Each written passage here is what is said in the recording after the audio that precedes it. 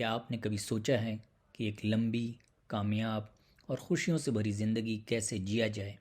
इसका जवाब ढूंढ निकाला है दुनिया की मशहूर यूनिवर्सिटी हार्वर्ड की एक रिसर्च ने, जिसका नाम है Harvard university of adult development. ये रिसर्च करीब 80 साल पहले शुरू हुई थी और अभी भी चल रही है। हार्वर्ड यूनिवर्सिटी में चल रही अडल्ट डेवलपमेंट पे ये रिसर्च, जो 1938 में शुरू हुई, दुनिया की सबसे लंबी स्टडीज़ में से एक मानी जाती है।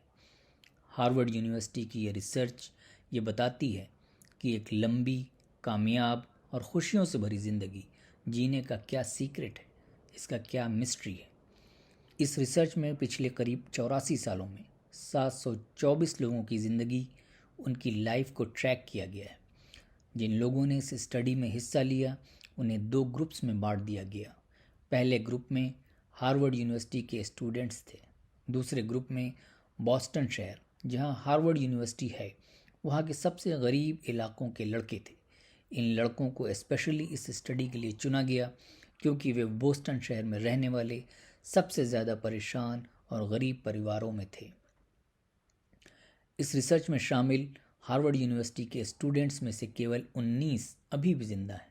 ये सभी करीब 100 साल के होने वाले हैं। इनके बच्चों को भी इस रिसर्च में स्टडी करने के लिए शामिल कर लिया, जो अब करीब 1300 की संख्या में है, और इनकी एज भी अब 50 और 60 के ऊपर है।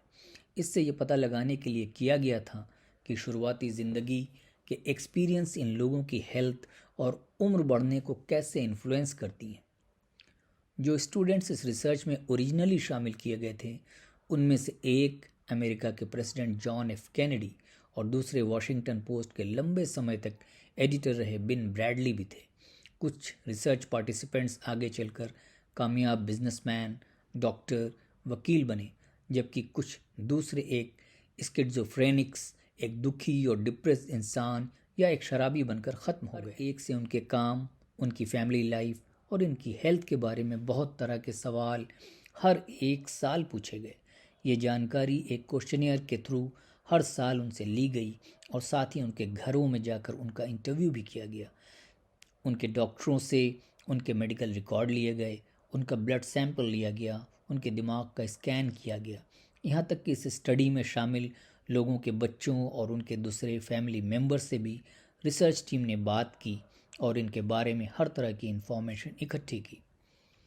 हार्वर्ड मेडिकल स्कूल के एक साइकेट्रिस्ट और इस रिसर्च स्टडी के डायरेक्टर प्रोफेसर रॉबर्ट वॉल्डिंगर का कहना है कि इस रिसर्च से पता चला है कि जिन लोगों को लंबी उम्र मिली और वो दूसरों से ज़्यादा हेल्दी रहे, खुश रहे और ज़िंदगी में कामयाब रहे, वे वो लोग थे जो अपनी फैमिली और अपने दोस्तों के साथ मजबूत और गहरे रिश्तों में जुड़े हुए थे। और हम अपने रिश्तों में कितने खुश हैं, इसका हमारी हेल्थ पर एक ज़बरदस्त असर पड़ता है।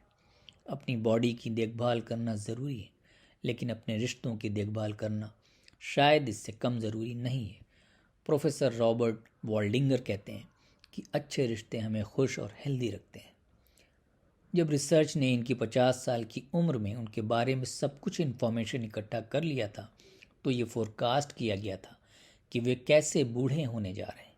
ये फोरकास्ट का बेसिस उनके कोलेस्ट्रॉल के लेवल या दूसरे हेल्थ पैरामीटर्स नहीं थे, बल्कि वो था कि वो अपने रिश्तों में कितना खुश थे। जो लोग 50 साल की उम्र में अपने रिश्तों में सबसे ज़्यादा खुश थे, वे 80 साल की उम्र में सबसे ज़्यादा हेल्दी थे। सोशल रिलेशंस हमारे लिए एक्चुअली बहुत अच्छे होते हैं। जो लोग अपनी फैमिली से, दोस्तों से, अपने ग्रुप से सोशली ज़्यादा जुड़े होते हैं, कनेक्टेड होते हैं, वे ज़्यादा खुश रहते हैं, वे फिज़िकली ज़्यादा हेल्दी होते हैं और वे उन लोगों के मुकाबले में ज़्यादा समय तक जीवित रहते हैं जो सोशली डिसकनेक्टेड हैं। इस रिसर्च से ये पता चलता है कि ख़ुद को अपने आप तक लिमिट करके रखना और अकेलेपन का एहसास करते रहना टॉक्सिक होता है, जहरीला होता है। प्रोफेसर वॉल्डिंगर बताते हैं कि ऐसे लोग लोगों की भीड़ में भी, किसी फंक्शन या पार्टी में या शादी ब्याह में भी अकेलापन महसूस करते हैं। इस रिसर्च से पता चलता है कि जो लोग दूसरों से अलग होना चाहते हैं, वे पाते हैं कि वे कम खुश हैं। उनकी हेल्थ उनके मिडिल एज में आते आते गिर जाती है। उनके माइंड, उनकी मेंटल अलर्टनेस में उनकी उम्र के साथ तेज़ी से गिरावट आती है और वे उन लोगों के मुकाबले में कम जिंदगी जीते हैं जो अकेले नहीं हैं। दूसरी बात यह है कि रिलेशंस में, फ्रेंडशिप में क्वांटिटी से ज़्यादा क्वालिटी ज़रूरी है। इम्पॉर्टेंट ये नहीं है कि आपके फ्रेंड्स कितने हैं, इम्पॉर्टेंट ये है कि how deep is your relationship with them, आपके रिश्तों में कितनी गहराई है। ये रिसर्च ये बताती है कि हमारे रिश्ते, हमारी रिलेशनशिप्स अगर हेल्दी नहीं हैं, उसमें किसी तरह का कॉन्फ्लिक्ट है या ज़बरदस्ती है, तो एक्चुअली हमारे हेल्थ के लिए बुरा है। जैसे हाई कॉन्फ्लिक्ट वाली शादी जिसमें प्यार और एक दूसरे के लिए रिस्पेक्ट ना हो, हमारी हेल्थ के लिए बहुत ख़राब हो जाते हैं। ऐसी सिचुएशन शायद तलाक लेने से भी बदतर हो जाती है। दूसरी ओर अच्छे, गर्म और करीबी रिश्ते हमें ज़िंदगी के बहुत से चैलेंजेस और तकलीफ़ों को बर्दाश्त करने और उससे निकालने में एक बफर का, एक ढाल का काम करते हैं।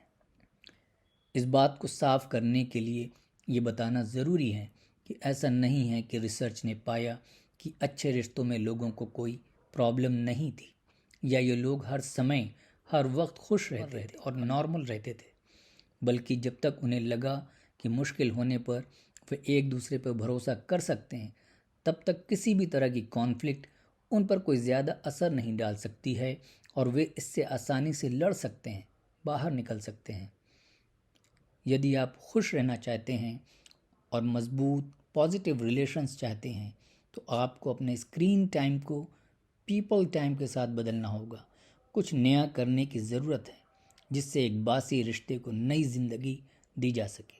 रिश्ते गड़बड़ होते हैं और कॉम्प्लेक्स होते हैं। फैमिली और फ्रेंड्स को निभाना मुश्किल काम है। ये सेक्सी या ग्लैमरस नहीं है। ये कोशिश कभी ख़त्म होने वाली भी नहीं है, लेकिन ये रिसर्च ये बताती है कि इसी कोशिश में ज़िंदगी है। आपकी फ़िज़िकल और इमोशनल हेल्थ है और आपकी खुशियों के राज छुपे हुए हैं।